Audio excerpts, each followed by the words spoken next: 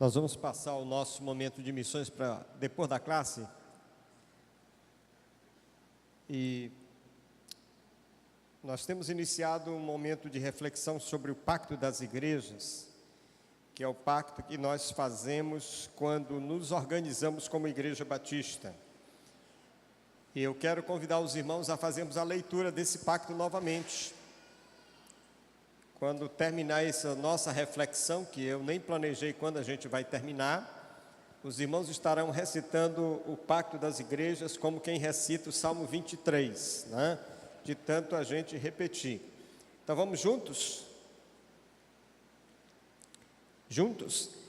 Tendo sido levados pelo Espírito Santo a aceitar a Jesus Cristo como único e suficiente Salvador, e tendo sido batizados sob pública profissão de fé, em nome do Pai, do Filho e do Espírito Santo, decidimos, unânimes, solene e alegremente, como um corpo em Cristo, firmar na presença de Deus e desta congregação o seguinte pacto. Nós nos comprometemos a andar sempre unidos no amor cristão, trabalhar para que nossa igreja cresça no conhecimento da Bíblia, na santidade, na espiritualidade e no conforto mútuo, manter os cultos, as doutrinas, as ordenanças e a disciplina da igreja, contribuir generosamente para o sustento do ministério da igreja, incluindo a proclamação do Evangelho em todas as nações e a promoção da justiça social. Sempre e em tudo visando o anúncio do reino de Deus, nós também nos comprometemos a manter nossa devoção particular, evitar e condenar todos os vícios, educar religiosamente nossos filhos, orar e trabalhar para a salvação de todo mundo, a começar dos nossos parentes, amigos e conhecidos, ser honestos em nossas transações, fiéis em nossos compromissos, exemplares em nosso comportamento e dedicados em nossos trabalhos seculares, evitar a maledicência, a difamação e a ira. Além disso, nós nos comprometemos a ter cuidado uns dos outros, lembrar-nos uns dos outros em nossas orações, ajudar mutuamente em tempos de enfermidades e necessidades, cultivar o relacionamento sincero, tratando uns aos outros com educação, estar prontos a perdoar as ofensas, buscando quanto possível a paz com todas as pessoas. Finalmente, quando nos mudarmos para um lugar distante desta igreja e que nos impeça de participar,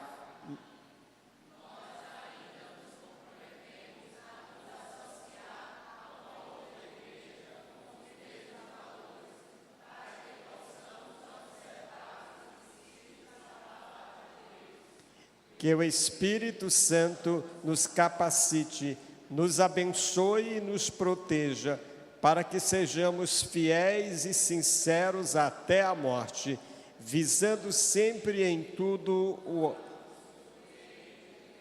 Amém. Amém.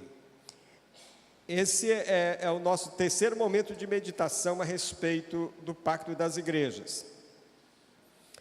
Primeiro dia nós pensamos na primeira parte do compromisso, que é trabalhar para que nossa igreja cresça, né?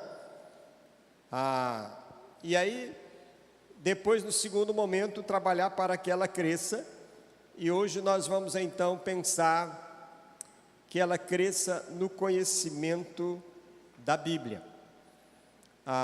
Veja bem, a gente diz que vai trabalhar para que a igreja cresça, e aí a gente vai elencar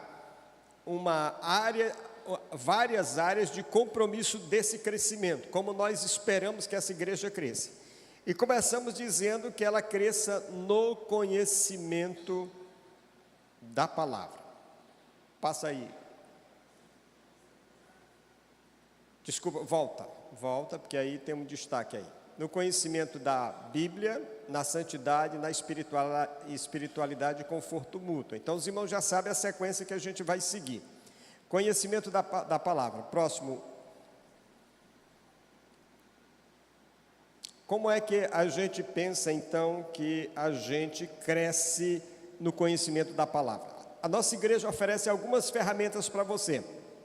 Pelo menos 2 estamos trabalhando nesse ano de 2019. A EBD, que aqui nós estamos começando, todo domingo, 9 horas da manhã, nós temos a EBD. Domingo que vem, o irmão, 9 horas, vai direto para a sua classe, porque aí a gente volta para a classe domingo que vem, né? Direto para a sua classe. E aí a EBD é a nossa escola que estuda a Bíblia desde o berçário até a melhor idade.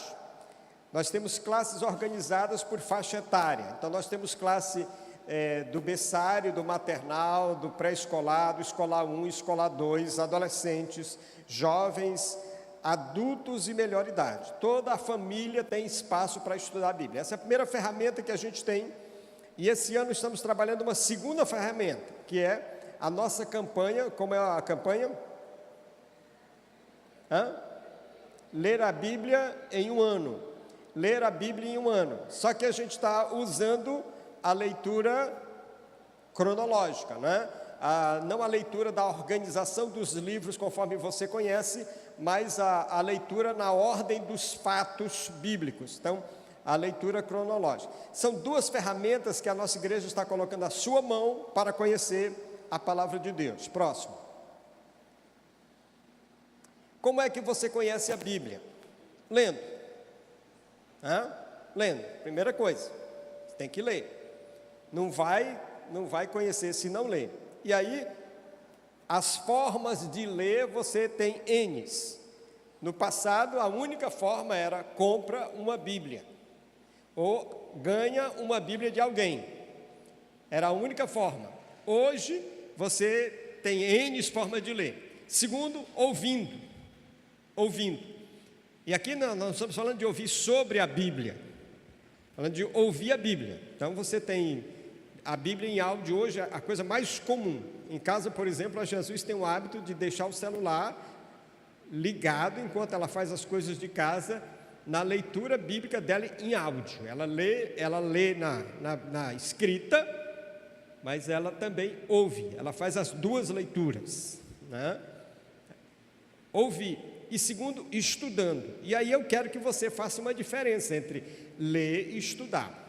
Nós estamos numa campanha de leitura da Bíblia, nós não estamos numa campanha de estudo da Bíblia. Embora lá naquele grupo do WhatsApp saia muita coisa lá que é mais do que só leitura, né?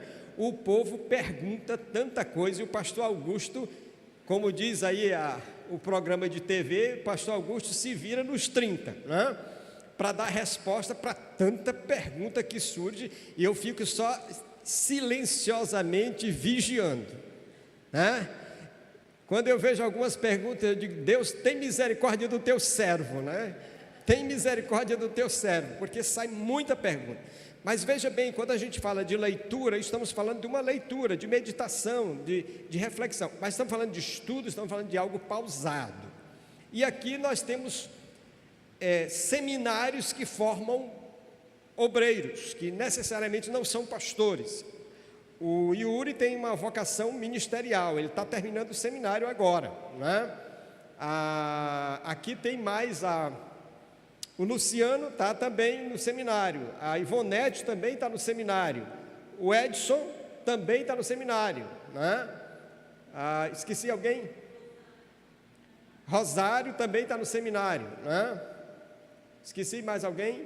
Bruno está no seminário, Nilson está no seminário. Então tem muita gente que quando quer estudar, procura um curso, procura uma formação. Claro que mesmo ao procurar um curso, você precisa ter referência, senão você vai estudar errado e não vai aprender certo. Se você estiver no caminho errado, não vai esperar chegar no caminho certo, né? Ok? Nós conhecemos a Bíblia lendo, ouvindo e estudando. Próximo.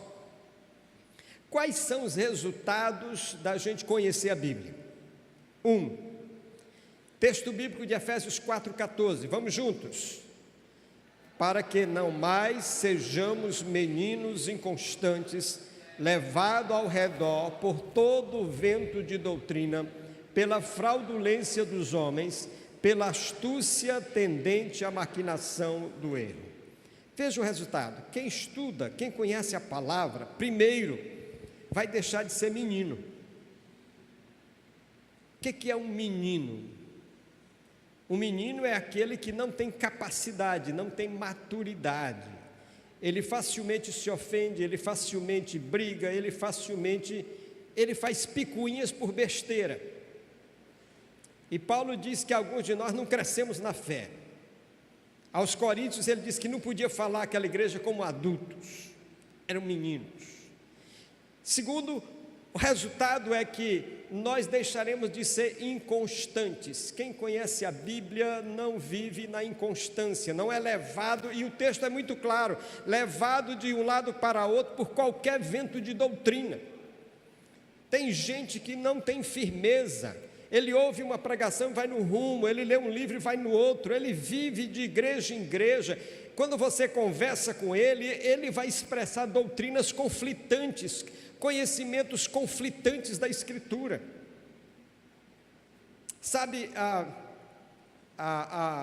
eu resolvi um dia estudar as doutrinas da Igreja Universal do Reino de Deus, nos livros da Igreja Universal do Reino de Deus. E eu fiquei chocado, porque as doutrinas da própria igreja, reveladas nos próprios livros do fundador da igreja, se chocam.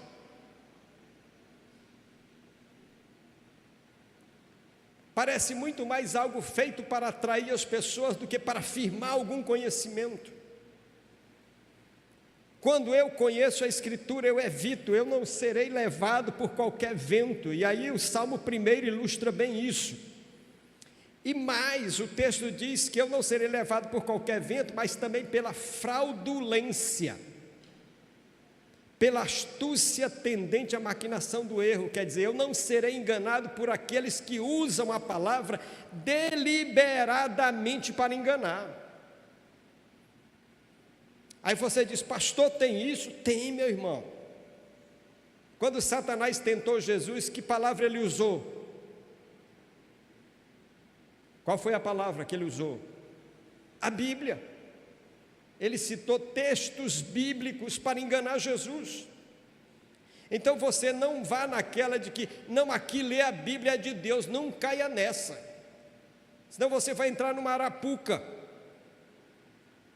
É preciso que você conheça a Escritura para que você não seja enganado por aqueles que manejam a Escritura propositadamente, para fraudar, para enganar.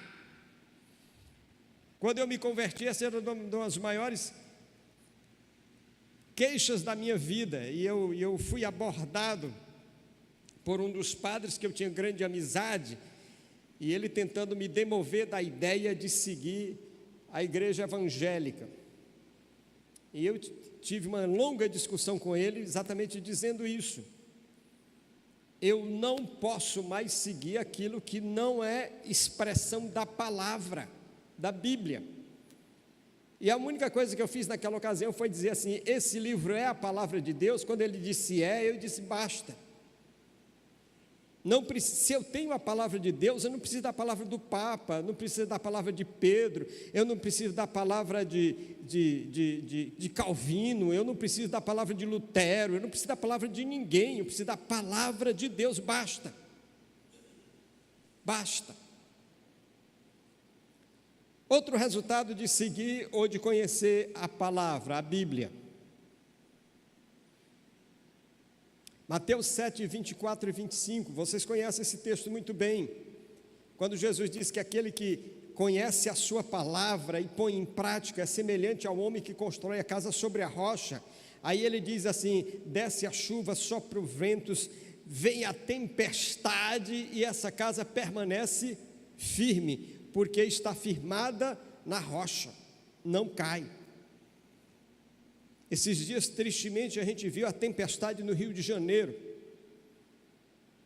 e muitas casas levadas pela enxurrada das águas. O que Jesus diz é: resultado de conhecer a palavra, a minha vida não será abalada pelas tempestades que virão, e elas virão. No momento que você nascer nesse mundo, você já está dizendo assim: eu vou enfrentar a tempestade. Só quem não enfrenta a tempestade nessa vida é aquele que nunca nasceu. Mas no momento que você nasce, você está dizendo: vou enfrentar tempestades. Coisas virão sobre a sua vida que você não espera. Coisas acontecerão com você que abalarão a sua vida emocionalmente, espiritualmente e fisicamente. E se você não tiver alicerçado na palavra, você vai. Você mesmo pode olhar a sua vida e ver as suas relações, e olhar o seu passado. Você vai descobrir uma infinidade de pessoas que você viu seguindo o Evangelho e que hoje não seguem mais. Não é o fato de não estão mais na igreja, não seguem mais, porque foram levados por ventos, foram levados por tempestades. Você conhece histórias, e eu conheço, de gente que abandonou a fé por motivos mais fúteis possíveis, mas não aguentaram, não resistiram. Quando eu conheço a palavra e eu a ponho na minha vida, Jesus diz: olha, a tempestade vem. É interessante que nesta comparação Jesus vai dizer que aquele que não põe a palavra em prática na vida, constrói a casa sobre a areia, mas a tempestade que vem sobre ele é a mesma tempestade que vem sobre aquele que tem a casa sobre a rocha. O que tem a casa sobre a rocha não está imune da tempestade, passa pela mesma tempestade, a diferença é que a casa fica em pé. Mas a chuva, o vento, as torrentes batem do mesmo jeito. O fato de você seguir a Jesus não vai livrá-lo de tempestades, mas vai garantir que a casa, a sua vida, estará firme depois da tempestade. A tempestade vai passar e você vai continuar. Tive uma vez em Belém que nós tivemos uma rajada de vento. Ele levou simplesmente o telhado de 3 dos nossos prédios. Assim, arrancou o telhado como se fosse de plástico. Tudo. E aquilo me deixou muito apavorado. Depois eu fui chamar os bombeiros para fazer um estudo das nossas palmeiras. Na entrada do seminário nós temos uma fila de palmeiras imperiais, lindas, um corredor de palmeiras imperiais. E elas são enormes e ficam muito próximas dos prédios. E com aquela ventania eu fiquei muito preocupado. Disse: essas palmeiras resolveriam um dia num vento desse cair e já era.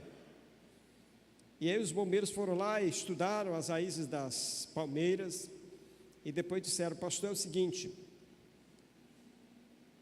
quando o senhor estiver vendo um vídeo ou um filme de tempestade, perceba quem é que fica em pé das árvores. Primeira coisa. Você vai ver muita árvore rolando no vento, mas geralmente as palmeiras ficam. Aí ele disse: olha, essas palmeiras aqui, pode ficar sossegado que esses prédios vão e elas ficam. A tempestade vem, mas na palavra você fica. Ela vai. Mas se não tiver na palavra, ela vem e você vai. Terceira coisa, resultado do conhecimento da palavra. Salmo 119, 105, vamos juntos?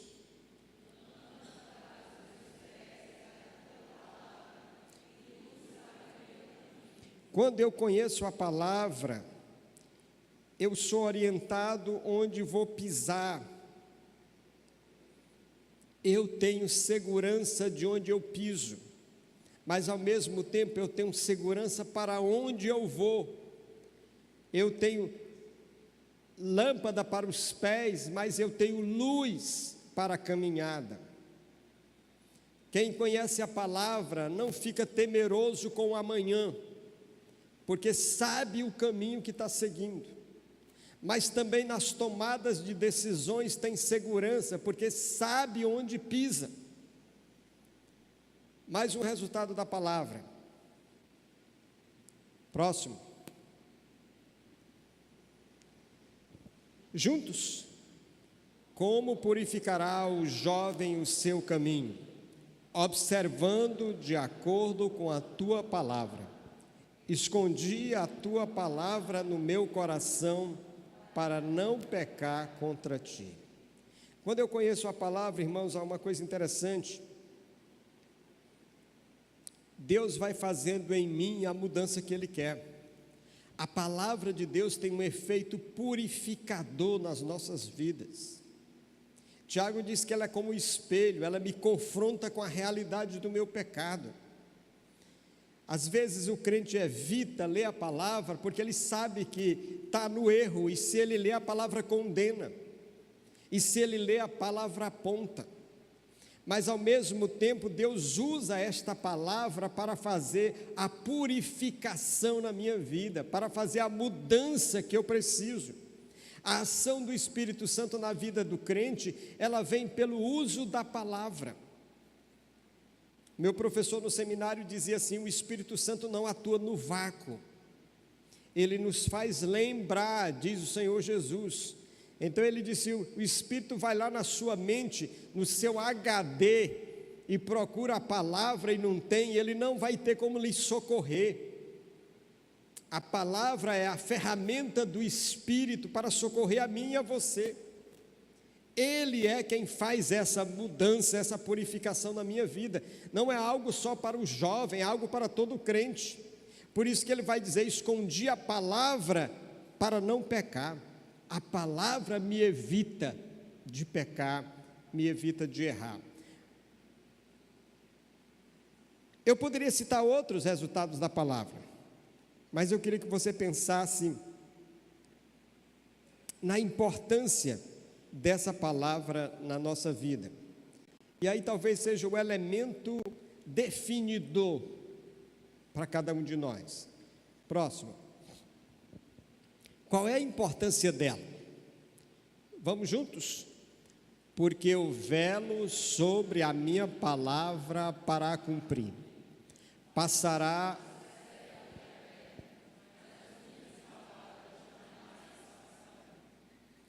Meu irmão, preste atenção nisso. Eu querendo ou não, eu gostando ou não, a palavra de Deus vai se cumprir. Eu concordando ou não, a palavra de Deus vai se cumprir. Eu lembro de um evangélico entrevistado num desses programas de TV, e a apresentadora disse assim: você já pensou que você abriu mão de tanta coisa na vida para seguir essa crença sua? Aí a apresentadora disse assim: já imaginou se no fim você descobrir que está errado? Aí aquele irmão em Cristo Jesus disse assim: e já imaginou se eu tiver certo? Porque se eu tiver errado, eu perdi muita coisa que você chama de prazeres, mas eu tive uma vida decente, honesta, correta. Não perderei grandes coisas. Agora, se eu tiver certo, você, e aí? Aí você perdeu tudo, porque perdeu a vida eterna, e quem perde a vida eterna vai para, e lá o fogo não se apaga. Preste bem atenção nisso. Eu preciso conhecer a palavra, porque a garantia do Senhor é que ela vai ficar. Tudo pode passar, mas ela vai ficar. E mais, a promessa dele é que ele vela sobre ela para que ela se cumpra. O Senhor vigia todo dia sobre a palavra que ele deu para que ela se execute. Ele não vai deixar nada fora, nem um jota, nem um tio. nada. Então eu tenho que conhecer essa palavra, porque eu corro sério risco. E esses dias, saí com Jesus 2 dias e visitamos alguns locais. Encontrei um local lá, a gente estava procurando alguma coisa em madeira, e encontrei um local que todos os rapazes que eram artesãos eram afastados de uma determinada igreja evangélica. Aí eu abordei o mais velho dele, que é quem dá nome ao ateliê, que é o artista principal, questionando por que ele não voltava para a igreja, por que ele não voltava para Cristo Jesus. Aí a resposta dele foi assim: pastor, eu nunca li uma página da Bíblia toda, eu nem quero ler, que é para eu não conhecer. Aí eu disse para ele: mas nem assim você escapa, porque Jesus diz assim: errais em não conhecer as Escrituras. Você não pense que pelo fato de você não ler, de você não conhecer, você vai ter justificativa, porque não tem. Não tem. Então é melhor você conhecer e conhecer bem, porque o não conhecer não livra você de nada, pelo contrário.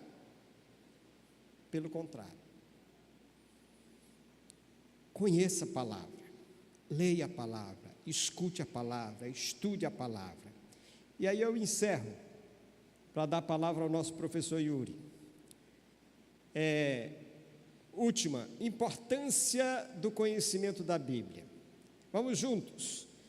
Porque Deus não nos destinou para a ira, mas para alcançarmos a salvação por nosso Senhor Jesus Cristo, que morreu por nós, para que, quer vigiemos, quer durmamos, vivamos juntamente com Ele.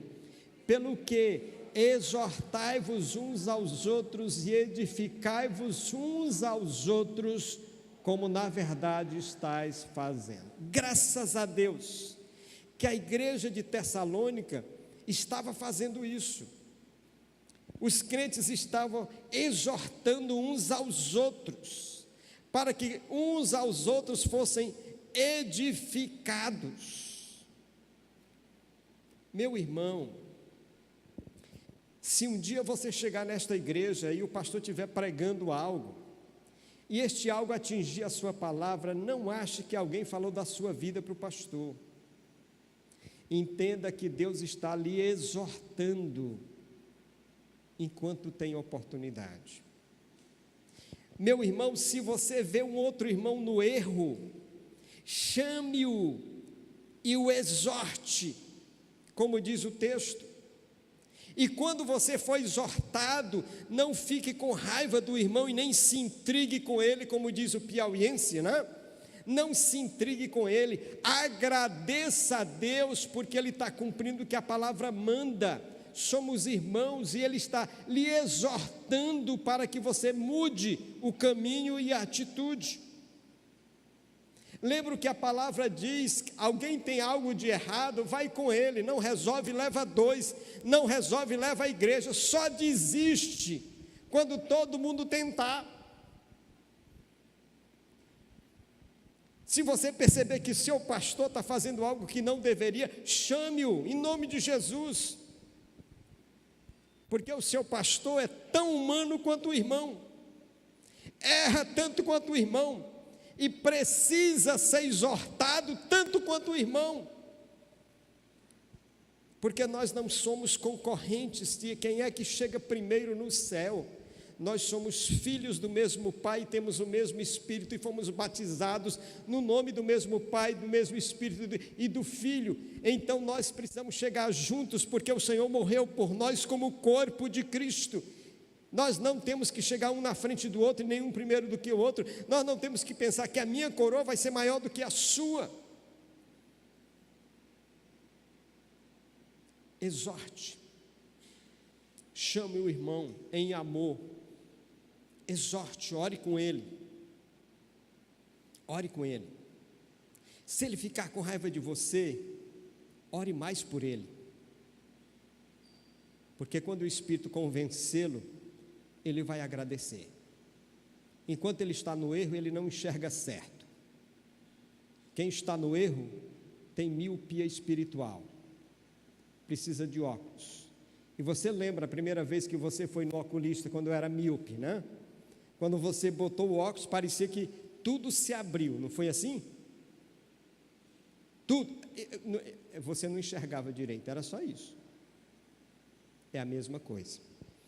Obrigado, Pai, por esta manhã. Obrigado porque, como igreja, fizemos este pacto. E nos ajuda no conhecimento da Tua palavra.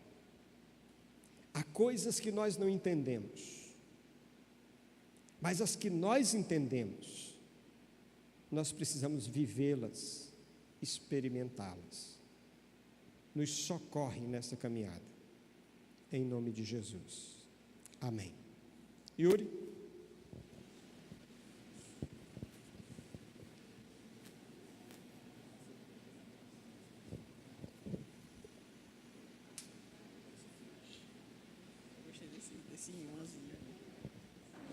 Os nossos auxiliares de microfones, irmãos, pega aqui na frente, por favor. Os nossos auxiliares aqui para ficar com o microfone aqui para a participação do povo. E eu quero aproveitar, enquanto o Yuri abre a Bíblia, a Sandra, que era uma das maiores participantes aqui dos nossos microfones, ela mudou-se provisoriamente, pelo menos a Nádia, desculpa, é irmã da Sandra, eu troco as duas. A Nádia mudou-se para o Espírito Santo, Vila Velha. Graças a Deus a gente já conseguiu encaminhá-la para uma igreja lá, mas ela pediu que eu agradecesse, eu espero que ela esteja vendo, ela pediu que eu agradecesse à igreja, o apoio que a igreja tem dado a ela, como a igreja a recebeu, e especialmente aos irmãos da Escola Bíblica Dominical, né? Pelo apoio e o carinho que os irmãos têm tido com ela durante o período que ela ficou aqui. Ela deve voltar, mas vai ficar talvez uns 2 anos lá em Vila Velha, Espírito Santo.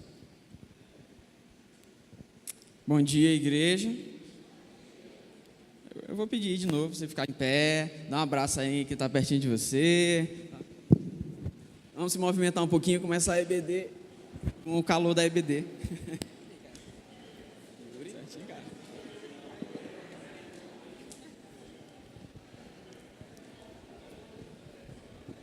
Dormiu bem, cara? Não, cara. Não, dormi não. Tá com cara meio de canção, cara.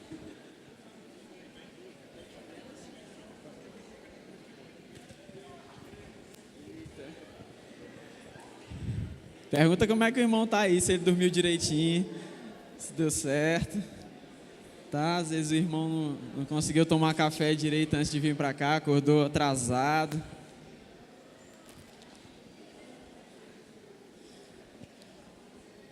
Igreja, corpo de Cristo, separada por Deus para ser santo.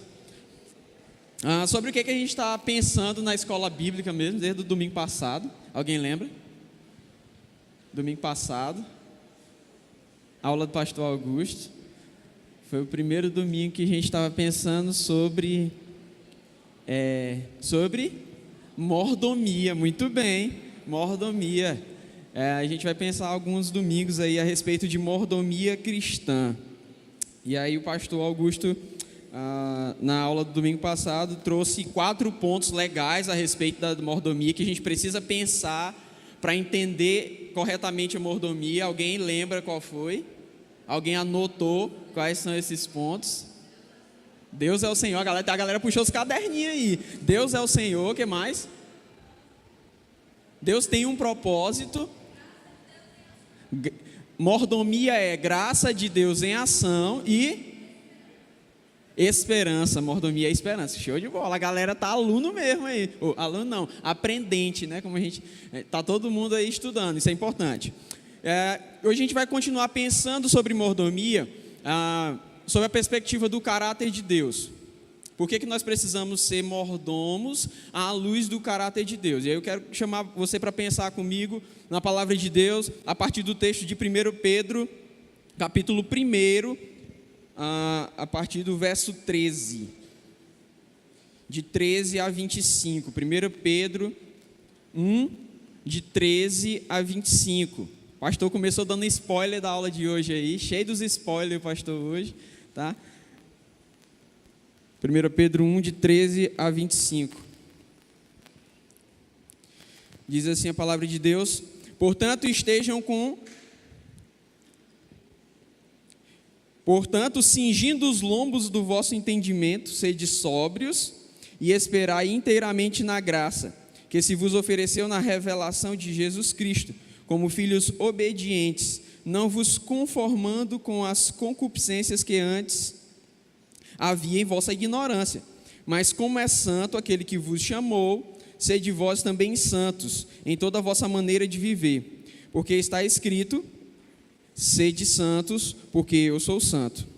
E se invocais por Pai aquele que, sem acepção de pessoas, julga segundo a obra de cada um, andai em temor durante o tempo da vossa peregrinação, sabendo que não foi com coisas corruptíveis como prata ou ouro que fostes resgatados da vossa vã maneira de viver, que por tradição recebestes dos vossos pais, mas com precioso sangue de Cristo, como de um cordeiro imaculado e incontaminado, o qual na verdade em outro tempo foi conhecido, ainda antes da fundação do mundo, mas manifestado nesses últimos tempos por amor de vós, e por ele credes em Deus, que o ressuscitou dentre os mortos e lhe deu glória, para que a vossa fé e esperança estivessem em Deus, purificando as vossas almas pelo Espírito, na obediência à verdade, para o amor fraternal não fingido. Amai-vos ardentemente uns aos outros com o coração puro, sendo de novo gerados, não de semente corruptível, mas da incorruptível, pela palavra de Deus, viva e que permanece para sempre. Porque toda a carne é como a erva, e toda a glória do homem como a flor da erva. Secou-se a erva e caiu a sua flor, mas a palavra do Senhor permanece para sempre. E essa é a palavra que entre vós foi evangelizada. Amém? Então, Pedro começa nos trazendo a reflexão a respeito de quem Deus é, e aí eu queria que nós pensássemos sobre alguns pontos que Pedro traz para a gente sobre o caráter de Deus e sobre como esses pontos influenciam a nossa vida e o exercício da mordomia na nossa vida. Pedro começa falando a respeito da conduta do crente, certo? Pedro começa falando a respeito da conduta do crente, e quando ele começa falando a respeito da conduta do crente, no verso 13, ele já começa dizendo: portanto, estejam com a mente o quê? Cingida, cingir os lombos do vosso entendimento. O que é cingir os lombos do vosso entendimento? Entendimento tem lombo. E em algumas versões, já vai trazer um pouco mais explicado. Acho que quem tem a NVI, aparece assim: portanto, estejam com a mente preparada. O povo do Oriente andava com roupas longas, e quando eles precisavam fazer algum trabalho, algum exercício que exigia esforço, eles precisavam usar o cinto para prender a roupa e conseguir fazer aquilo que eles precisavam fazer. Então, quando ele diz cingir os lombos da vossa mente, prepara a mente de vocês para o trabalho, para exercício. Estejam preparados para um trabalho que é árduo. E aí, quando o pastor começou falando a respeito do nosso compromisso como igreja, de crescer no conhecimento de Deus, quando a gente pensa a respeito do conhecimento de Deus, o que Pedro está dizendo para a gente é: preparem a mente de vocês para trabalhar para conhecer a Deus. Isso vai exigir de vocês esforço. Isso não é um negócio fácil de, eu sei que Jesus me salvou e pronto, isso está encerrado, é suficiente para a minha vida. Não, eu preciso me aprofundar nesse conhecimento de Deus. Aceitar Jesus pela graça e ter a vida eterna é legal, mas a Bíblia nos orienta, e Pedro nos orienta, que não acaba aí, não para por aí. Nosso desafio de vida cristã autêntica é ter os lombos cingidos e estarmos preparados para nos aprofundar no conhecimento da palavra de Deus, no conhecimento de quem Deus é.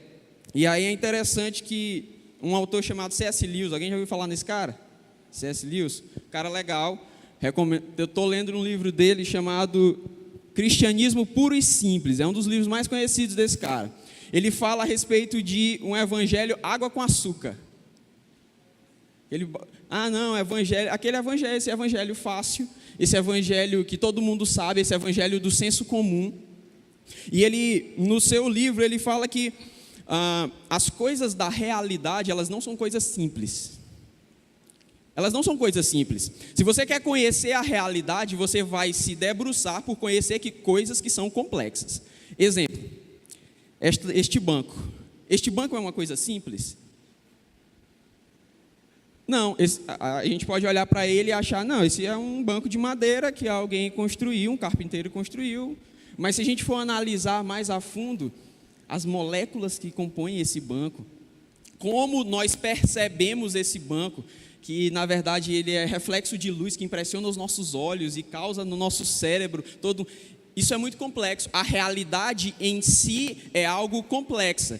E se nós quisermos nos debruçar sobre conhecer a realidade, nós vamos nos debruçar sobre conhecer coisas complexas, coisas que não são simples. E quando a gente está falando a respeito da palavra de Deus, a gente está falando a respeito da verdade, da realidade das coisas. E conhecer a verdade das Escrituras, portanto, não é algo simples. Conhecer a realidade sobre Cristo não é simples. E a gente precisa, como cristãos, se a gente quiser ter uma mente transformada pela verdade da palavra de Deus, a gente precisa se debruçar por conhecer essa palavra. A gente precisa estudar a palavra de Deus, a gente precisa conhecer a fundo a palavra de Deus. No começo do ano passado, eu comecei a fazer com os jovens umas trocas de livros. E aí tem uns livros meus que não voltaram ainda, né? Mas é importante a gente conhecer as Escrituras, é importante a gente estudar as Escrituras, mas é legal a gente ler outros livros que falam a respeito das Escrituras e ver outras visões que outras pessoas têm a respeito das Escrituras para fazer com que a gente se aprofunde no conhecimento das Escrituras. Livros, a produção de livros evangélicos hoje é um negócio absurdo. O conhecimento é fácil, como o pastor falou, tem muita gente lendo a palavra de Deus, não só com livros. Hoje é uma tendência, inclusive de mercado, os livros em áudio. A Bíblia em áudio e vários outros livros em áudio. Então você pode conseguir conhecimento, você pode ir atrás de conhecimento da palavra de Deus, a respeito de Deus, a respeito das coisas de Deus, aprofundamento nas coisas de Deus, em vários lugares. E é uma orientação de Pedro que nós nos debrucemos por conhecer aprofundadamente a palavra de Deus. Depois, além de dizer que a gente precisa estar com a mente preparada, ele diz: sejam sóbrios. Ele está falando sobre ser sóbrio, ele está falando sobre não estar bêbado, tá, beleza. Mas não é exatamente sobre isso que ele quer enfatizar aqui. Quando ele está falando a respeito de ser sóbrio, é o que o pastor já começou a dar spoiler aqui. Essa firmeza de entendimento. Eu conheço a Deus para ser sóbrio e ser firme, constante naquilo que eu conheço, que eu sei sobre Deus, e para rebater aquilo que é conhecimento, que me dizem que é conhecimento de Deus, mas que na verdade não é. Então eu preciso ter sobriedade no conhecimento das Escrituras para poder ter uma vida que agrade a Deus. Não ser levado por qualquer vento de doutrina. Quem conhece a banda Resgate tem uma música deles que diz: é tanta teoria para me embriagar. Nos embriagar de todas as formas, não só nos embriagar com álcool, mas nos embriagar de todas as formas e nos fazer desviar do caminho correto, que é o caminho da palavra de Deus. Aos montes, teorias aos montes para fazer com que a gente se desvie do conhecimento de Deus. E outro ponto que ele enfatiza é termos a nossa esperança na graça de Cristo Jesus. Depositar toda a nossa confiança naquilo que Deus é e no sacrifício de Cristo que foi feito por mim e por você. Como é que você tem depositado a sua confiança nessa graça? Você realmente crê no sacrifício de Cristo, que Ele realmente já foi suficiente para perdoar os seus pecados? Você se sente perdoado em Cristo Jesus? Você encara o perdão de Deus como uma realidade na sua vida, ou você continua se culpando pelos pecados que um dia você cometeu? A graça de Cristo Jesus é suficiente para o nosso passado, mas a graça de Cristo Jesus também é suficiente para o nosso presente. Ela precisa mudar aquilo que eu sou hoje. Ela precisa mudar as minhas atitudes agora. Ela não ficou só no passado para perdoar os meus pecados e se esquecer deles.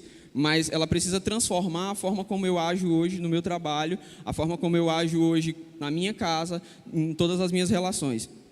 E essa mesma graça, ter a esperança na graça, como o pastor Augusto falou semana passada, é olhar para o futuro e ter na graça a esperança da vida eterna. E aí a gente entra nos pontos que Pedro traz a respeito do caráter de Deus, que precisam nos fazer ser mordomos de Cristo Jesus. O primeiro argumento do caráter de Deus que Pedro traz para a gente, no texto que a gente leu, e que precisa fazer com que a gente olhe para Deus e busque em Deus o correto exercício da nossa mordomia, é santidade. A gente é mordomo porque Deus é santo. Deus não é só santo, Ele é santo, santo, santo. Ele é 3 vezes santo. Eu gosto de dizer que o Vin Diesel é o triplo X e Deus é o triplo S. É horrível. Mas Ele é 3 vezes santo. E entender a santidade de Deus, a santidade de Deus, precisa nos fazer ser mordomos. Entender que Deus é perfeito, entender que Ele exige de mim santidade, é o que vai me trazer o entendimento de mordomia. Por quê? Porque você é aquilo que você adora. Você é aquilo que você adora. Salmos capítulo 115, versos de 1 a 8, vamos lá. Salmos 115, versos de 1 a 8.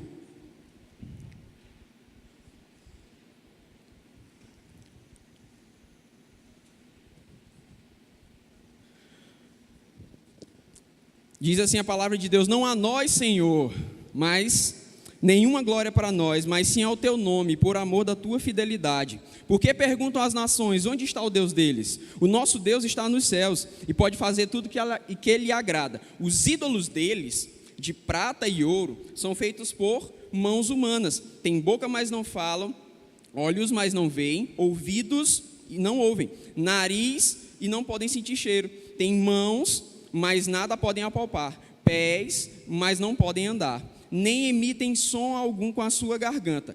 Tornem-se como eles, aqueles que os fazem e os que neles confiam. Você é aquilo que você adora. O adorador, e aí esse tema de Salmos aqui, ele aparece novamente lá em Isaías. O adorador se torna parecido com aquilo que o adora, que ele adora, com aquilo que ele adora.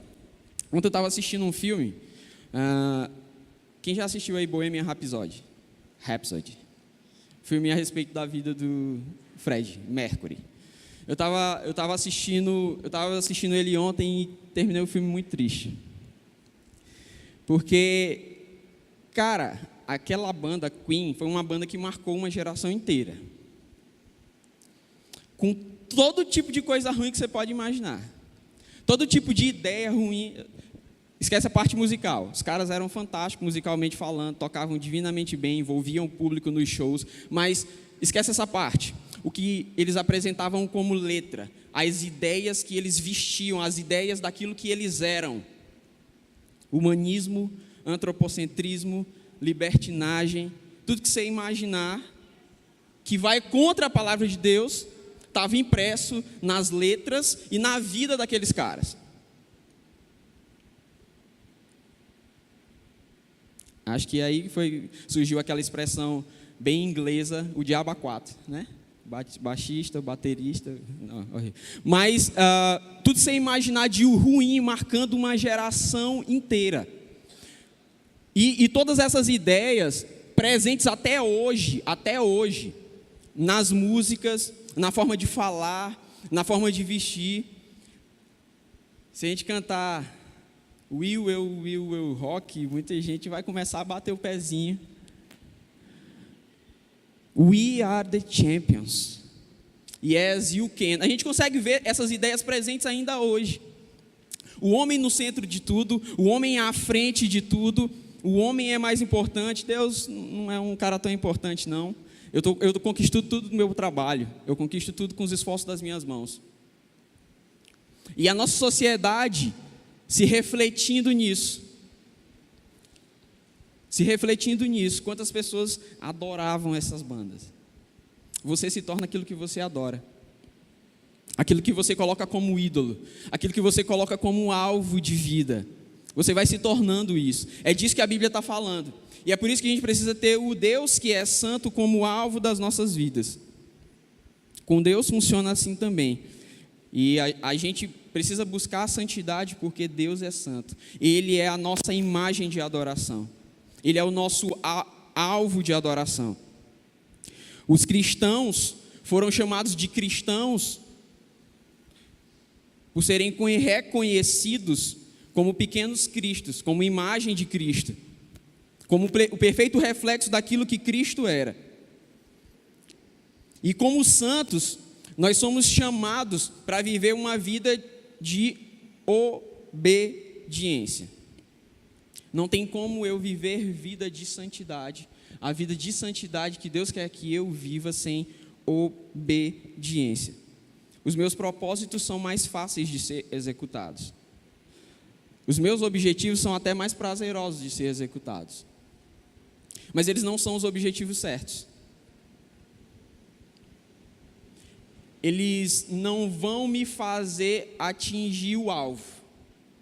Mas peraí, qual é o alvo? Como é que você me diz que eu não vou conseguir atingir o alvo se eu não sei qual é o alvo? Eu preciso começar por saber quem é o alvo, ou o que é o alvo. Quem define qual é o alvo?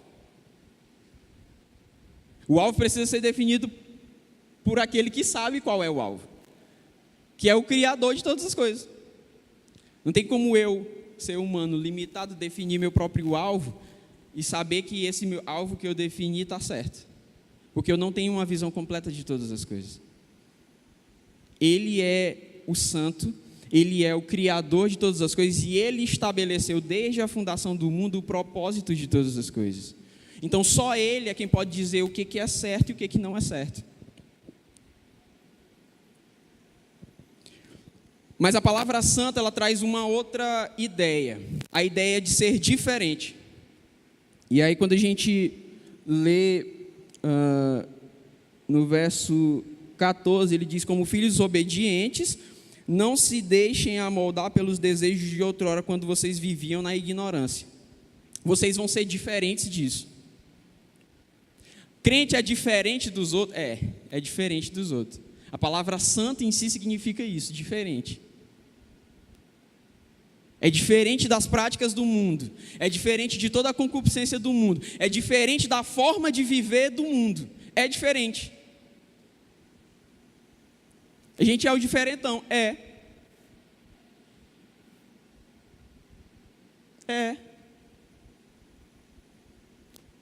E a gente precisa buscar ser diferente. A forma como essa diferenciação acontece é que é o grande lance. Mas a gente é diferente, a gente é convidado por Deus a sermos diferentes. Diferentes porque a gente busca aquilo que não vem do nosso próprio interesse. Diferente porque a gente não busca unicamente o nosso prazer. Diferente porque a gente busca, antes de qualquer coisa, agradar a Deus, em santificação a Deus. Porque nós entendemos que somos separados por Deus para a sua glória, para a glorificação do seu nome. E aí isso me chama para uma vida santa, que acaba caindo naquilo que nós conhecemos como moralidade cristã. O que é a moralidade cristã? É porque Deus é chato e quer que eu siga um monte de regra? Não. É porque Deus não estraga prazer, que não quer que eu tenha prazer na vida? Não. É porque Deus sabe qual é que é o caminho certo. E não tem como eu chegar, como o pastor já falou, mais um spoiler do pastor, não tem como eu chegar no lugar certo indo pelo caminho errado. Não tem. Eu só vou atingir os objetivos traçados por Deus, os objetivos santos de Deus, se eu seguir o caminho de santidade de Deus. Não dá para ser diferente. E aí essa santidade, bem lembrado por C.S. Lewis, também nesse livro. Eu estou com um livro aqui, se alguém quiser depois, está tendo umas promoções legais, tá? Na internet, uns boxes legais aí, vários livros dele. Esse aqui eu não empresto porque eu não terminei de ler ainda, mas depois que eu terminar de ler, se você quiser, contanto que volte. C.S. Lewis nos adverte que ela tem 3 aspectos. Quando a gente fala a respeito dessa vida santa, dessa vida moral e dessa forma de viver que a gente precisa observar, ela envolve 3 aspectos da vida. Primeiro, eu com os outros. A moral cristã e a forma de dizer como deve ser a conduta cristã, ela envolve a minha relação com as outras pessoas. Como que eu vou me relacionar com elas? Quais são os padrões válidos e corretos no me relacionar com o outro? Esse é um dos aspectos. Segundo aspecto, eu em mim mesmo. A santidade de Deus e a forma que Deus quer que eu viva não age só na minha interação com o outro, ela age dentro de mim. Não é só porque eu não ofendo o outro que o que eu faço está certo. O que eu faço precisa estar certo aqui dentro do meu coração mau e perverso. Isso precisa ser transformado por Deus. As minhas intenções precisam ser as intenções corretas. E terceiro, tudo que eu faço, além de não ofender o meu irmão e ser fruto de um coração transformado, precisa cumprir o propósito macro de Deus para o universo. A gente precisa estar indo junto para o mesmo caminho e o caminho certo. O caminho da glorificação de Deus. O propósito geral de Deus para a humanidade. Então, a moral cristã, ela nos encaminha dessas 3 formas num caminho de santidade. E tudo que a gente faz precisa ser entendido à luz desses 3 pontos. E o que a mordomia tem a ver com isso? Tudo que é meu, ou tudo que Deus me deu, é separado para ser diferente. É separado para essa vida diferente.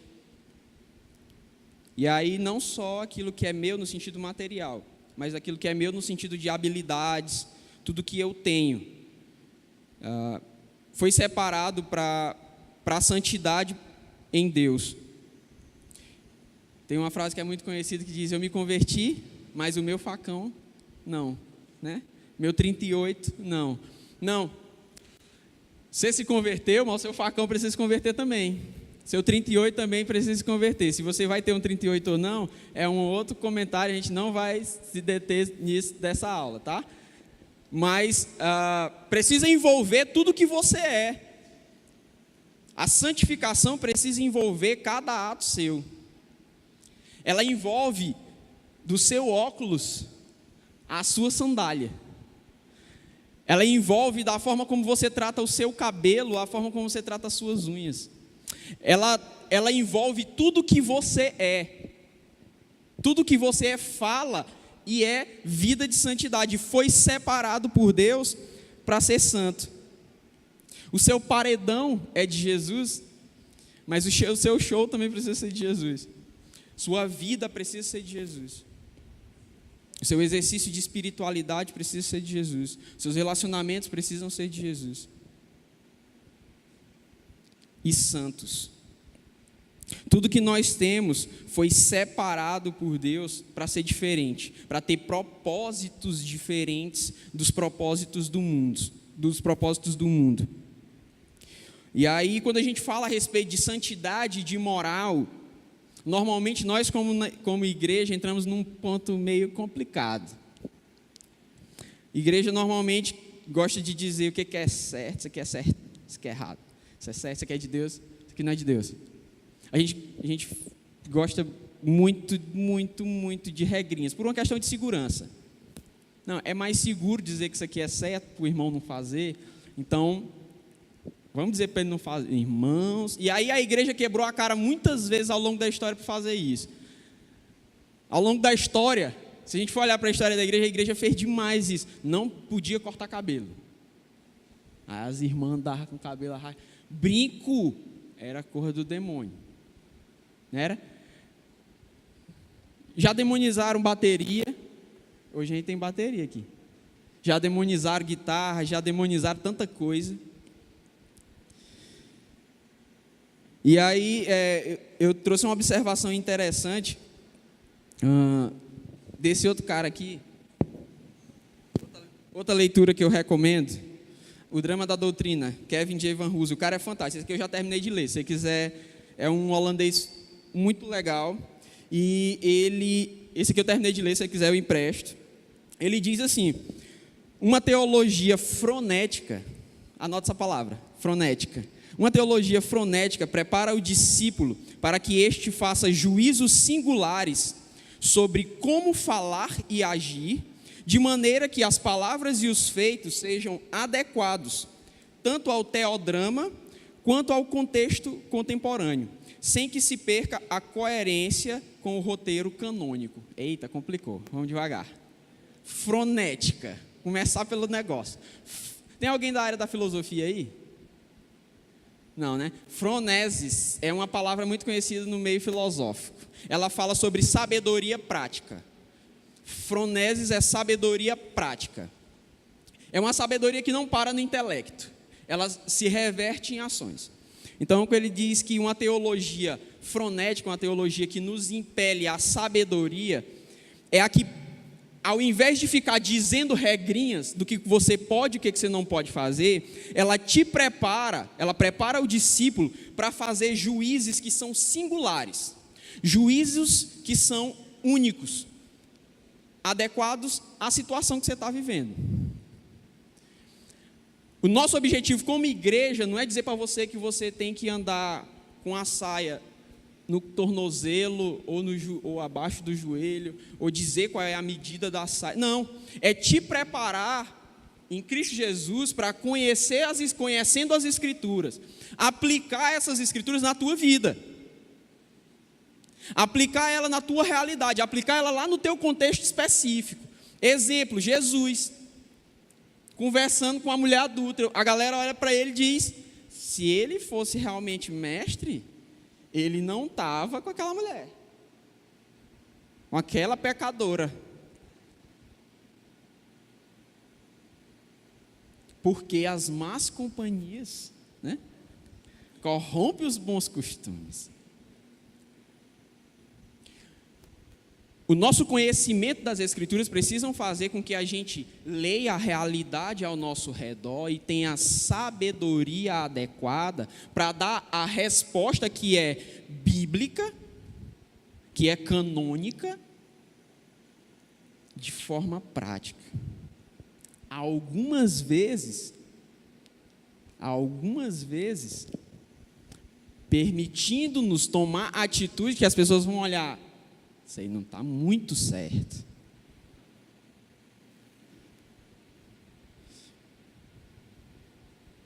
Então, o papel da Igreja de Cristo Jesus é produzir e viver santidade, uma santidade que é à medida das Escrituras, mas uma santidade que não é legalista. Uma santidade de quem vive, de fato, a liberdade em Cristo Jesus. Cativo aos propósitos de Deus. Cativo às intenções de Deus. E o nosso papel como igreja é formar discípulos assim. Formar discípulos com essa qualidade e com essa capacidade de entendimento da realidade, interpretação e resposta adequada. Yuri, mas é perigoso falar isso na igreja. Por causa do relativismo.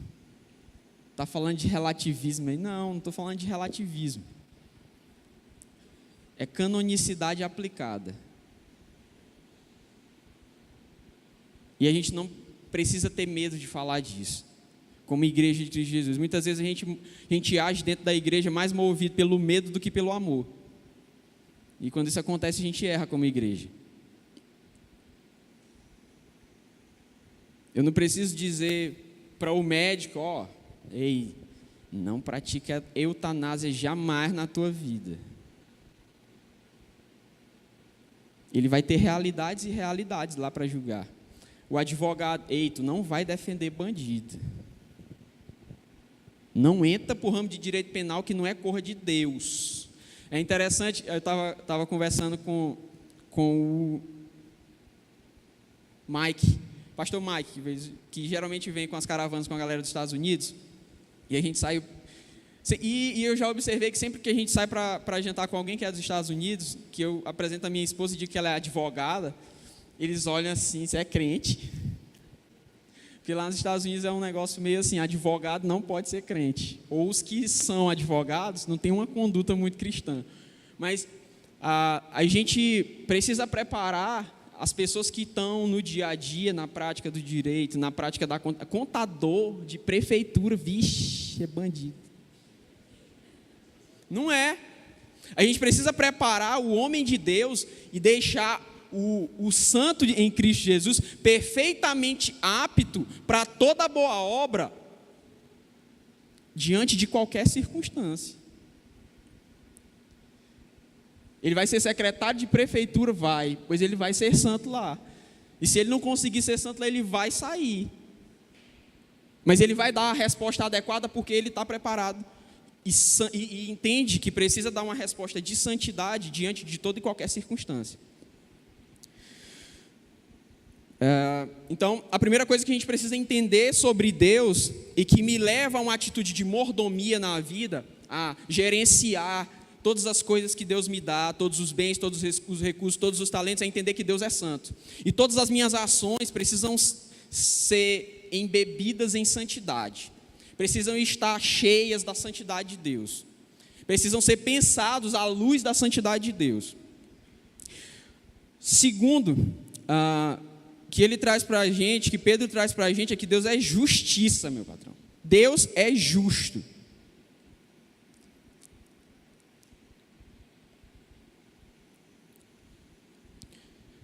E se invocais por Pai, aquele que sem acepção de pessoas julga segundo a obra de cada um, andai com temor.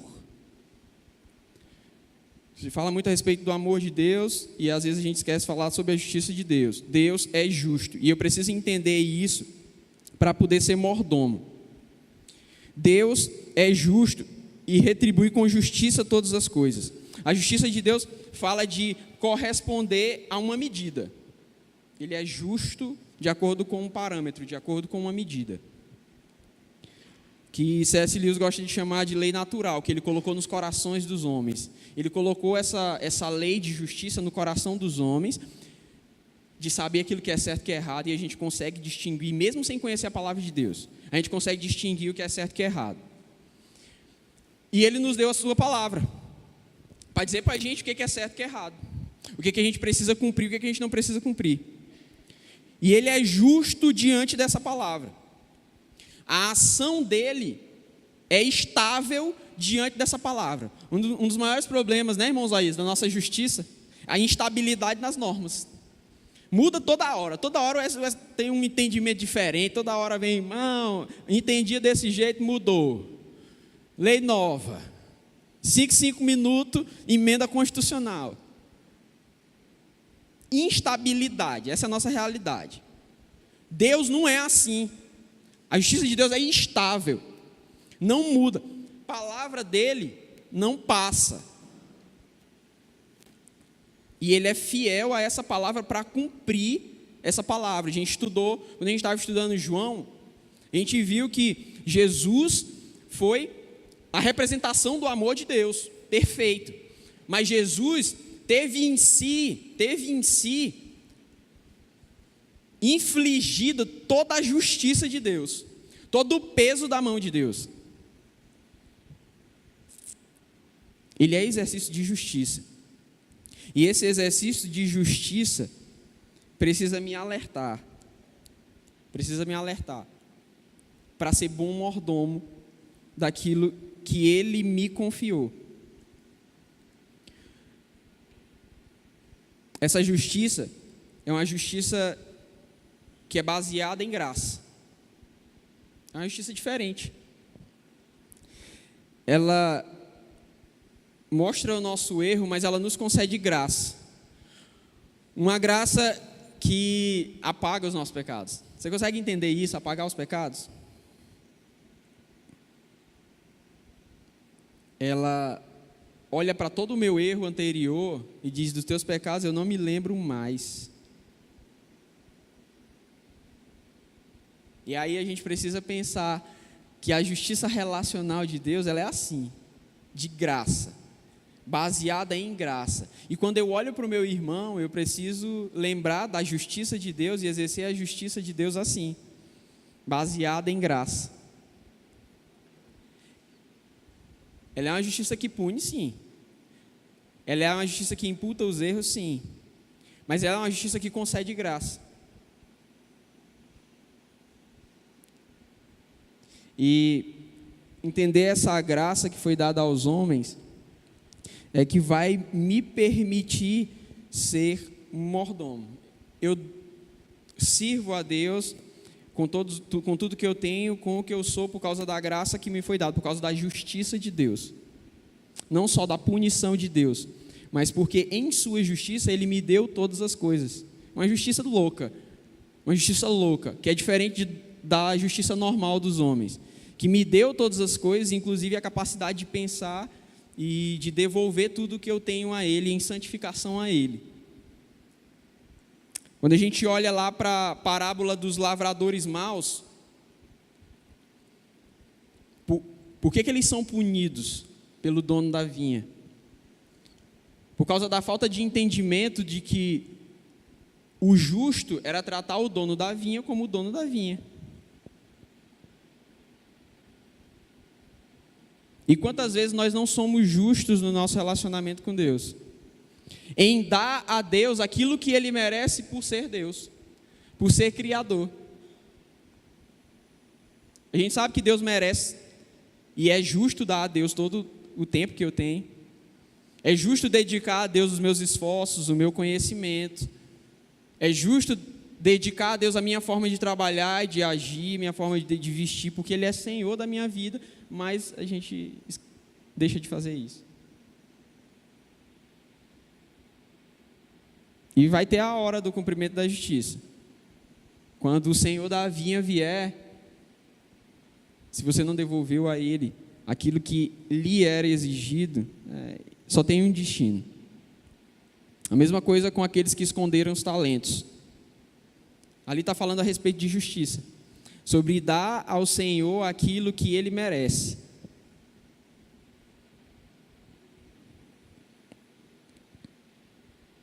Dar a Deus aquilo que Ele merece, entendimento de justiça, da justiça que eu posso exercer enquanto servo de Deus, dando ou devolvendo a Deus de tudo que Ele me deu. Quando José é convidado pela esposa de Potifar para se deitar com ela, ele diz: meu Senhor me deu tudo aqui.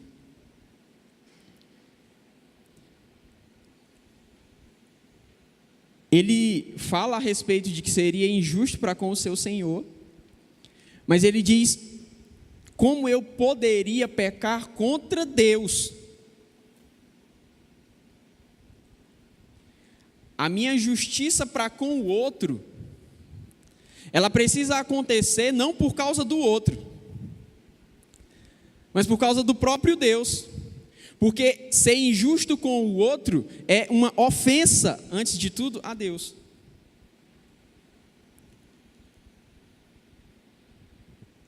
Deus é justo. E nós precisamos ser justos para com Deus, inclusive nos nossos relacionamentos para com o outro. Isso é a nossa mordomia diante de Deus, diante da justiça de Deus. E como mordomo, eu preciso entender qual é o meu direito. Tem o direito de Deus, Ele precisa receber tudo aquilo que lhe é devido, e o meu direito. Yuri, mas eu não tenho direito. Tenho sim.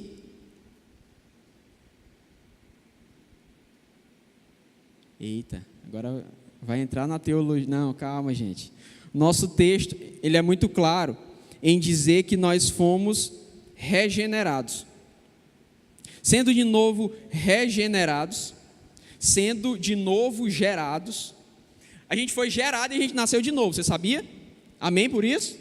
Amém. Você foi gerado de novo em Cristo Jesus. Agora você é filho de Deus, herdeiro das promessas de Deus. Às vezes a gente tem medo de falar sobre isso, principalmente em igreja batista. Nós somos herdeiros da promessa de Deus. O herdeiro é aquele que recebe uma herança por direito. Por direito, não por mérito. Por direito. Isso nos foi concedido por Cristo Jesus. E a gente não precisa ter nó em entender que nos foi dado por Deus isso, e é nosso. Mateus 28, verso 18, Jesus diz o quê? Toda autoridade me foi dada, no céu e na terra. E aí ele faz o quê?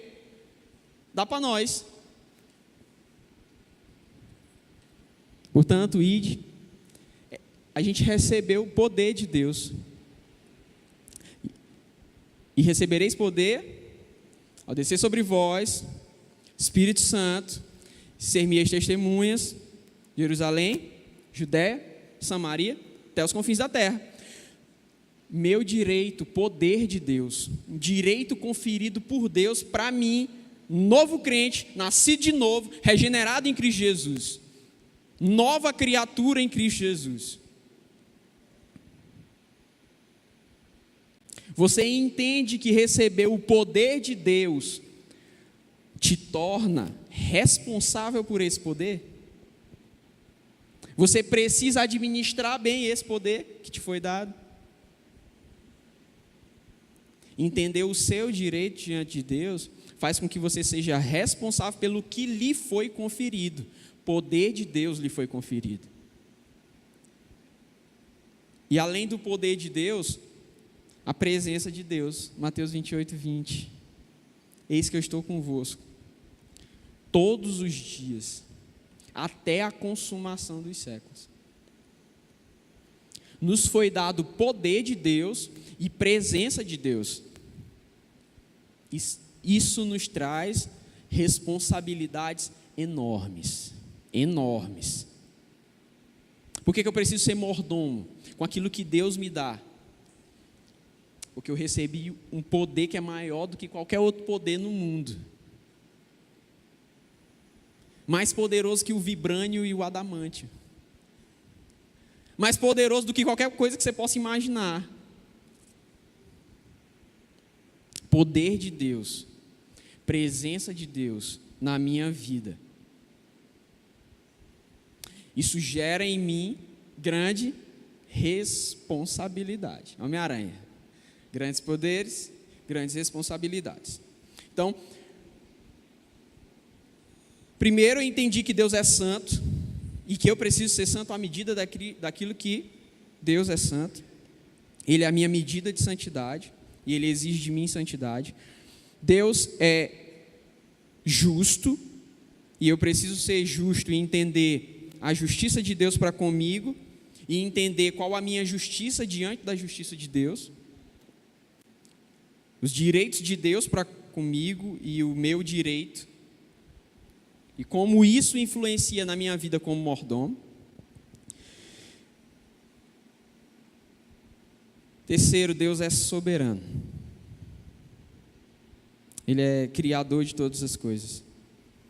Ele detém o controle de todas as coisas. Desde antes da fundação do mundo.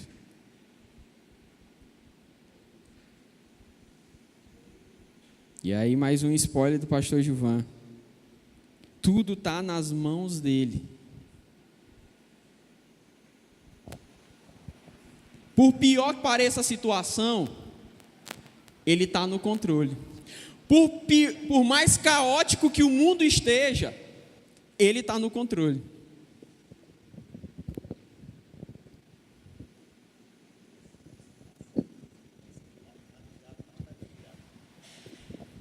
Antes do irmão passar para essa parte aí relacionada à soberania de Deus, ainda com relação ao direito, aos direitos que nós temos, que Deus nos confere, em João, inclusive respaldando biblicamente o que o irmão já falou ali na frente.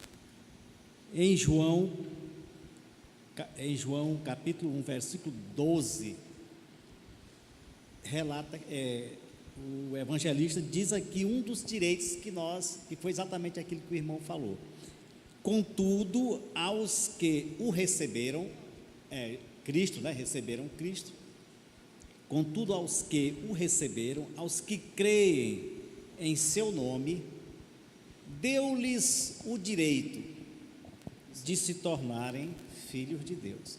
Então, realmente que esse ponto que o irmão está desenvolvendo aí, dos nossos direitos diante de Deus, nós temos. Não temos esse mérito, não temos o mérito de sermos filhos de Deus. É graça. Mas temos o direito porque Cristo Nos deu. Ele nos deu. E você pode crer nisso. Olha para a pessoa que está do seu lado e diz: você é filho de Deus, você tem direitos dados por Deus. Eita, Batista ama isso. Deus é santo, Deus é justo. Ele está no controle de todas as coisas, Ele é Senhor de todas as coisas. Não existe nada que fuja ao seu poder. E aí, quando a gente pensa a respeito disso, existem algumas teorias que vão contra isso.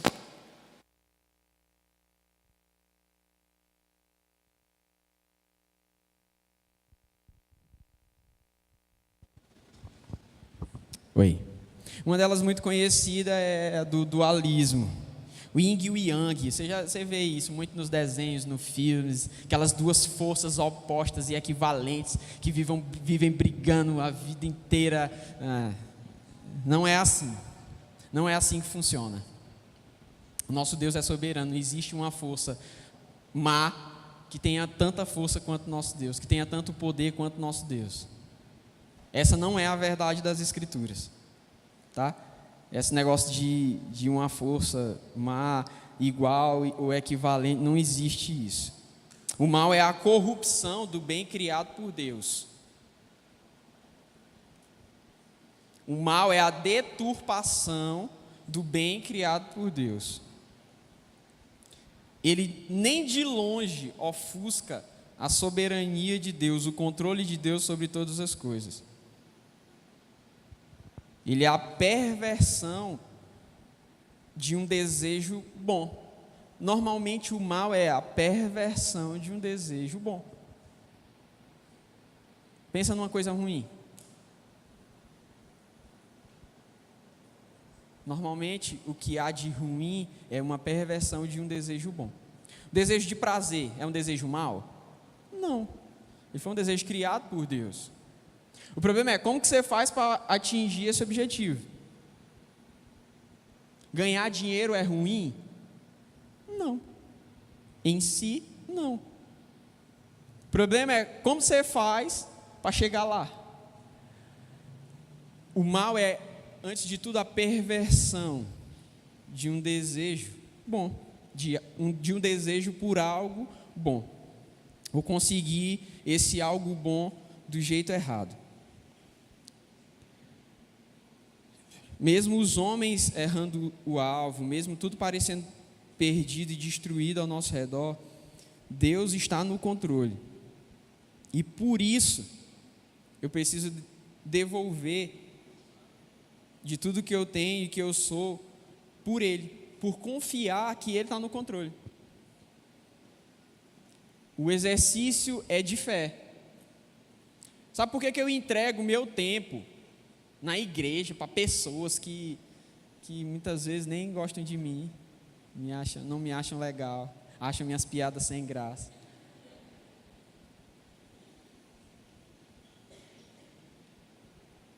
É porque eu sei que Deus é soberano e Ele está no controle de todas as coisas, e o que Ele me deu para eu dar para outras pessoas. Ele me fez para eu devolver a Ele, abençoando a vida dos meus irmãos. Dízimo é consequência de tudo isso, é consequência de uma vida assim. consequência, é praticamente a última coisa. Dízimo só vai acontecer quando você entender que a sua vida precisa funcionar assim, na dependência e na confiança de que Deus está no controle de todas as coisas, que tudo que eu tenho, tudo que eu sou, veio dEle.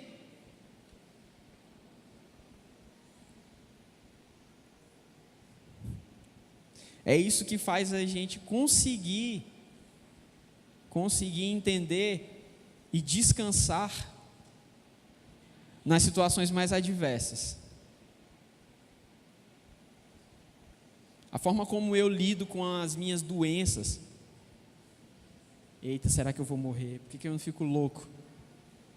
Por que eu não preciso me desesperar diante de um quadro de doença? Porque eu sei que Deus está no controle de todas as coisas. E gerenciar os meus sentimentos e as minhas emoções nesse momento é mordomia.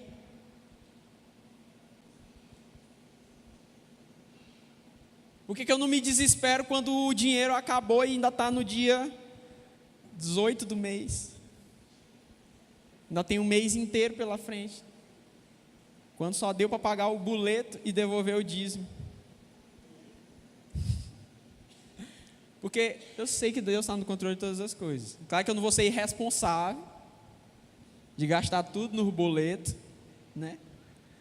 E gerenciar mal os meus recursos, mas eu sei que é Deus quem provê o sustento. É Deus que cuida da gente, é Ele que direciona a nossa vida. A gente não precisa ter nóia na vida. A gente tem porque a gente não confia. Porque a gente não descansa porque a gente não confia. A gente fica perdendo sono porque a gente não confia que Deus está no controle de todas as coisas. Entender que Deus está no controle de todas as coisas me dá a tranquilidade para viver uma vida como mordomo, cheia de toda a paz. Aquela paz que a Bíblia fala, que excede todo entendimento. Pois é, só vai conseguir viver essa paz quem conseguir entender que Deus é Senhor. Só vai conseguir ser mordomo com tranquilidade, sem desesperar. Sabe por quê? Porque, eita, o ministério de louvor, o ensaio não deu certo. Eita, está todo mundo chegando atrasado. Calma. Deus está no controle. Não é que agora vai todo mundo chegar em cima da hora do culto. Não. Calma. Entender que Deus está no controle nos dá calma. Nos dá paz para nos relacionar com o outro. Para não ser imbecil com o outro. Gritar com o outro, se desesperar com o outro porque o outro errou. Porque o outro se atrasou. Porque o outro não fez as coisas do jeito que a gente acha que ele devia fazer. Isso é mordomia da vida. Isso é mordomia nos relacionamentos. Deus está no controle de todas as coisas. Ele é Senhor de todas as coisas. Ele é dono dos montes, do céu e do mar. É Senhor da alegria, da dor, do chorar.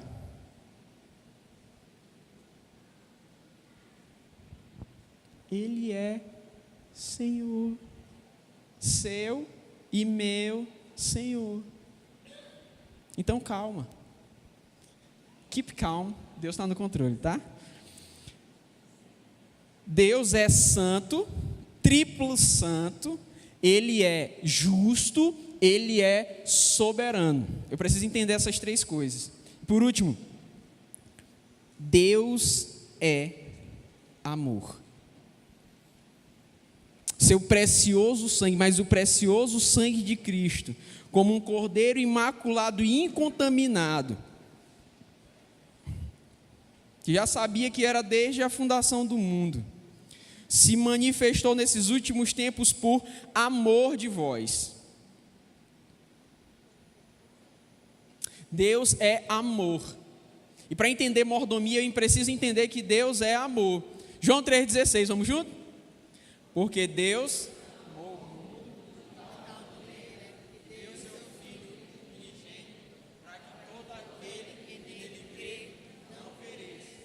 mais tenha, ele é amor, ele é a prova do amor. Quando a gente viu lá em João, ele diz: o vosso amor seja não fingido, seja prático. Ele fez isso, ele mostrou como é isso. Ele não lança diante de mim os meus erros todo dia. Ó, tu lembra aí que tu errou, lembra que tu errou. Não, dos teus pecados eu não me lembro mais.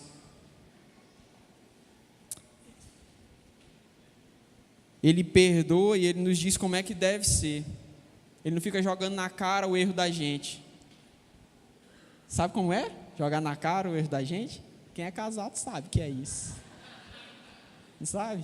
Eu sei que você sabe. De novo, essa toalha em cima da cama. De novo. Não é básico, né? Eu vou ficar no básico. É melhor, né, pastor? Tá. Hebreus capítulo 10, versos 16 a 20. Esta é a aliança que farei com eles. Depois daqueles dias, diz o Senhor: porei as minhas leis em seus corações e as escrevereis em suas mentes. E acrescenta: dos seus pecados e iniquidades não me lembrarei mais. Onde essas coisas foram perdoadas, não há mais necessidade de sacrifício pelo pecado. Portanto, irmãos, temos uma plena confiança para entrar nos santos dos santos pelo sangue de Jesus, por um novo e vivo caminho que Ele nos abriu por meio do véu, isto é, do seu corpo. Ele não fica jogando na cara o nosso erro. Eu gosto de dizer que amor não é sentimento de criança. Mais um spoiler do pastor aqui. Amor não é sentimento de criança. Criança não ama.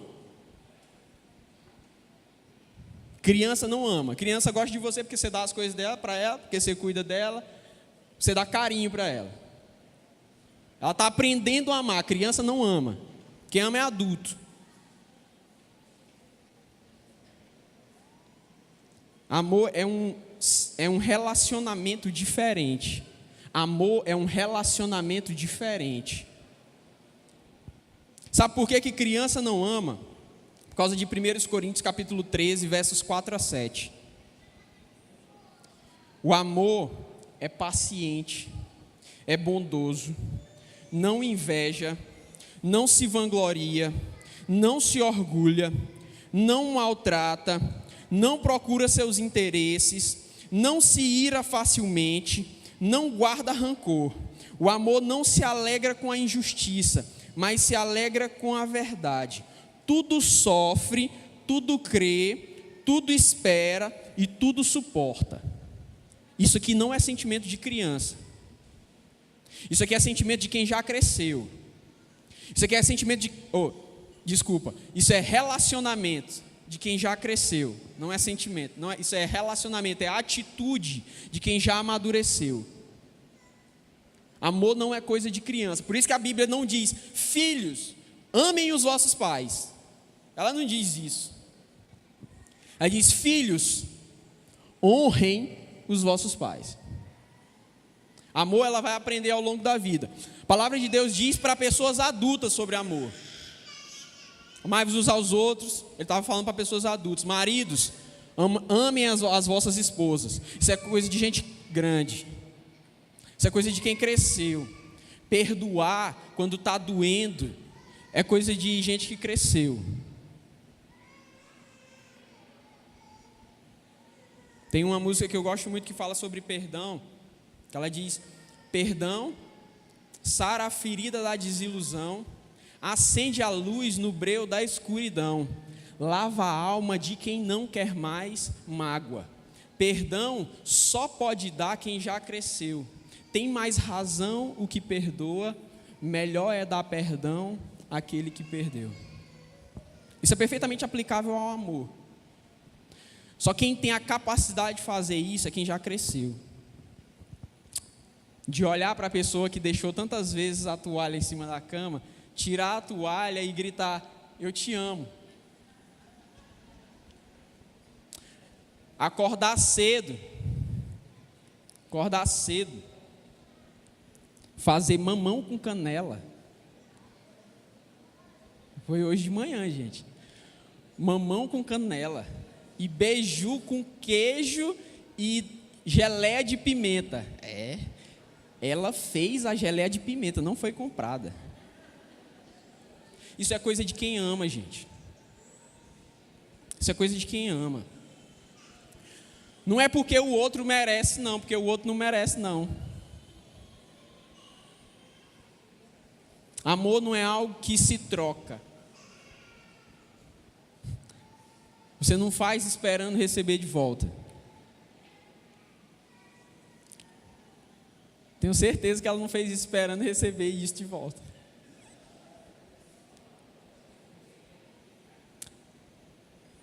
A gente precisa entender amor como algo diferente. E a gente precisa entender o amor de Deus assim, com toda essa pureza e com toda essa elevação de amor. É esse amor que nos foi dado por Deus e é esse amor que nós precisamos dispensar pelas pessoas que estão ao nosso redor, pelas pessoas que estão do nosso lado, pelo nosso cônjuge, pelo nosso pastor, pelo nosso líder, pelo nosso irmão, por aquelas pessoas que trabalham com a gente e não conhecem Cristo Jesus. Vou falar até baixo, pelo seu chefe. É aquele cara que enche por ele. Aquela pessoa que te persegue. Sabe aquele cara que faz da tua vida o inferno? Pois é. O amor, esse amor, nós somos desafiados a dar para essas pessoas. Isso é coisa de quem já cresceu. E é para isso que a palavra de Deus nos conduz. Para que nós sejamos mordomos desse amor. Para que nós vivamos a mordomia desse amor. Se a gente conseguir viver isso, nosso casamento, namoro, nas nossas amizades, nas nossas relações de trabalho. Sabe aquele funcionário que te dará trabalho demais? Que ele já entra no trabalho reclamando. Pois é. É para ele que você tem que dar esse amor também. Na nossa vizinhança. A gente conseguindo fazer isso, ministério na igreja, dízimo, consequência. É consequência do entendimento de que Deus é santo e que eu preciso entender todas as minhas coisas, todas as minhas relações, a forma de lidar com a vida com santidade. Deus depois de santo, Ele é justo e eu preciso agir com justiça para com Deus, para com o outro, por causa da justiça de Deus, uma justiça que me foi dada de graça. Além de santo e justo, Ele é soberano, Senhor de todas as coisas, controla todas as coisas.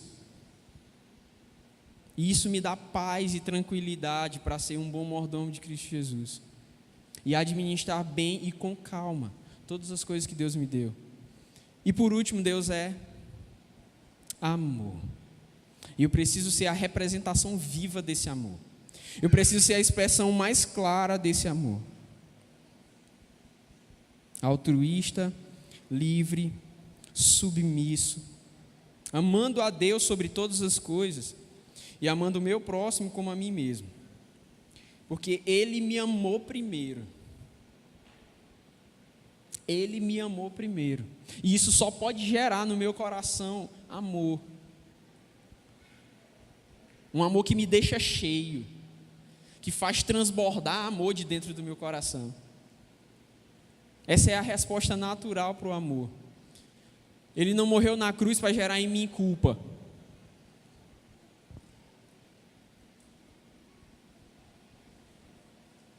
Ele não morreu para gerar em mim obrigação. Ele morreu para mostrar e para viver amor. Mesmo sabendo que muitas vezes a gente vai cuspir nesse amor, a gente vai ultrajar esse amor. Mesmo sabendo que muitas vezes na nossa realidade prática a gente vai desprezar esse amor. A gente vai fazer pouco desse amor. Ele fez isso, sem esperar receber nada de mim e de você.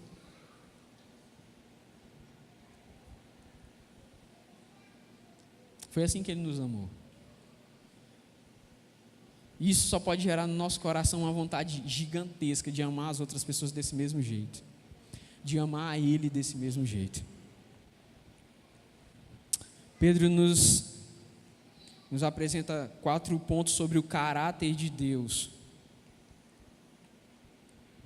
que fazem com que a gente pense a nossa vida e a forma como nós estamos sendo mordomos do que Deus nos deu aqui, apresentando o amor de Cristo Jesus aqui, representando a santidade, a justiça e a soberania de Deus aqui. Como tem sido isso na sua vida? Baixe tua cabeça nesse momento, conversa com Deus. Eu não sei qual é o ponto que você precisa melhorar na sua forma de conduzir a sua vida. Eu não sei se você tem sido um bom mordomo de Cristo Jesus, abençoando a vida do seu irmão, a vida da sua comunidade, a vida da sua igreja, abençoando no seu trabalho, com os dons, os talentos, as habilidades, o conhecimento que Deus te deu. Mas você sabe. Agora o lance é entre você e o Espírito Santo de Deus. Conversa com Ele, pede para Ele transformar aí o que precisa ser mudado.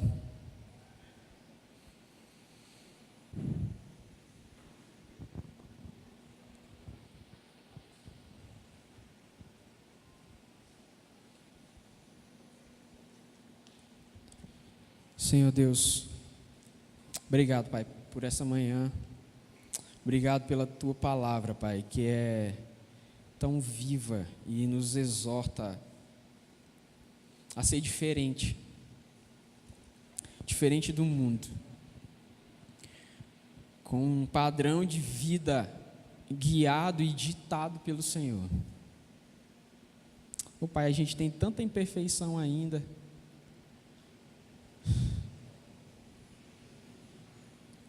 Guarda os nossos corações, nos ensina a sermos mais parecidos com o Teu Filho Jesus, e nos orienta, Pai, nessa caminhada de santidade, pelo caminho proposto e traçado pelo Senhor, para que nós vivamos. Perdoa os nossos erros.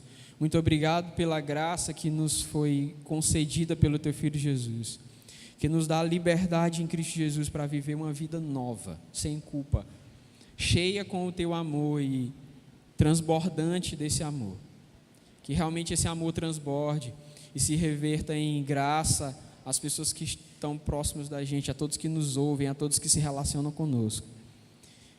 E que esse amor, Pai, transbordando, alcance outras vidas, até que essa casa esteja cheia, até que o Teu reino venha, e que a gente possa juntos se alegrar por ver a final concretização da nossa esperança em Ti.